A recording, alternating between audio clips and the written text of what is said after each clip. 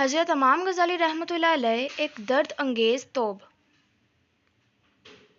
حضرت موسیٰ علیہ السلام کے زمانے میں ایک شخص ایسا تھا جو اپنی توبہ پر کبھی ثابت قدم نہیں رہتا تھا۔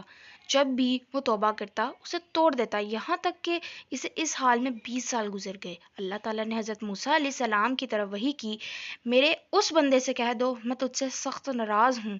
جب حضرت موسیٰ علیہ السلام نے اس آدمی کو اللہ کا پیغام دیا تو وہ بہت غمگین ہوا اور جنگلوں کی طرف نکل گیا۔ وہاں جا کر بارگاہ رب العزت میں عرض کی، اے رب ذوالجلال، تیری رحمت کم ہو گئی یا میرے گناہوں نے تجھے دکھ دیا؟ تیری بخشش کے خزانے ختم ہو گئے یا بندوں پر تیری نگاہ کرم نہیں رہی؟ تیرے عفو اور درگزر سے کون سا گناہ بڑا ہے؟ تو کریم ہے، میں بخیل ہوں، کیا میرا بخل تیرے کرم پر غالب آ گیا ہے؟